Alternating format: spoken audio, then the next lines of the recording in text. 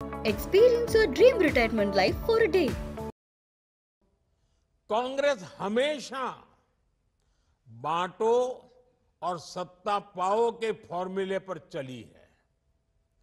कांग्रेस ने बार बार ये सिद्ध किया है कि वो एक गैर जिम्मेदार दल बन गया है।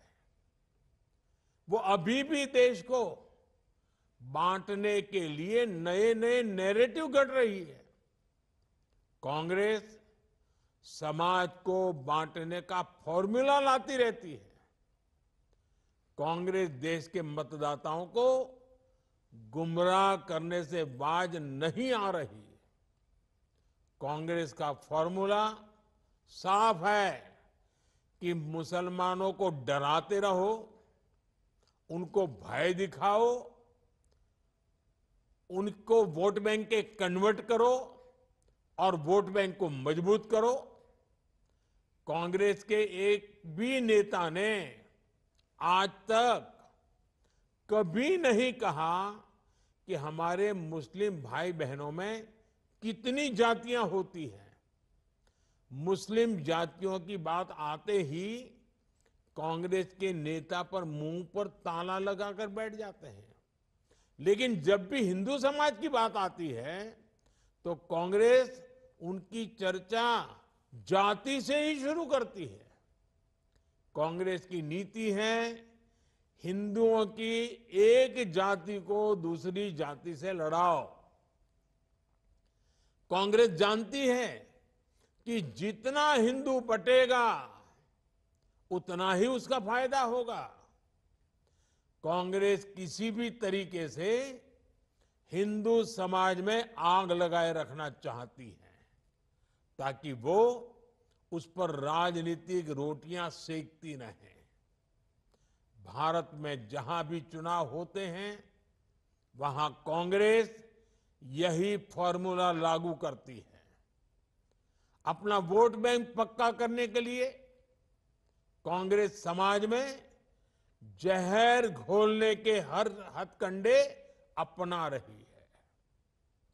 कांग्रेस पूरी तरह से सांप्रदायिक और जातिवाद का चुनाव लड़ती रहती है। हिंदू समाज को तोड़कर उसे अपनी जीत का फॉर्मूला बनाना, यही कांग्रेस की राजनीति का आधार है। कांग्रेस भारत के सर्वजन हिताय, सर्वजन सुखाय की भावना का दमन कर रही है, सनातन परंपरा का दमन कर रही है। जिस कांग्रेस ने इतने वर्षों तक देश पर राज किया, वो सत्ता में वापसी के लिए इतनी बेचैन है कि हर रोज नफरत की राजनीति कर रही है। कांग्रेस की पुरानी पीढ़ी के नेता भी बेबस है, असहाय है कि उनकी इस पार्टी की क्या स्थिति हो गई है। कांग्रेस की ये स्थिति होने वाली है। कांग्रेस नफरत फैलाने की सबसे बड़ी फैक्ट्री बनने वाली है। ये गांधी जी ने आजादी के बाद ही समझ लिया था। इसलिए ही गांधी जी ने कहा था कि कांग्रेस को खत्म कर देना चाहिए। कांग्रेस खुद खत्म नहीं हुई, लेकिन आज देश को खत्म करने पर तुली हुई है। इसलिए हमें सावधान रहना है, सतर्क रहना है।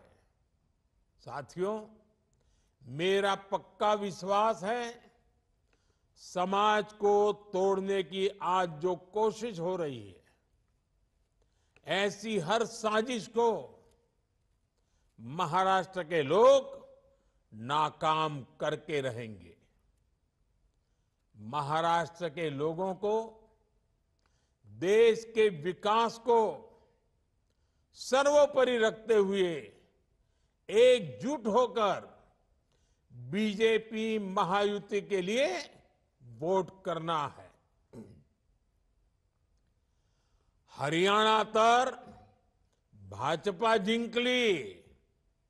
आता महाराष्ट्रात यापेक्षा मोठा विजय मिळवायचा आहे.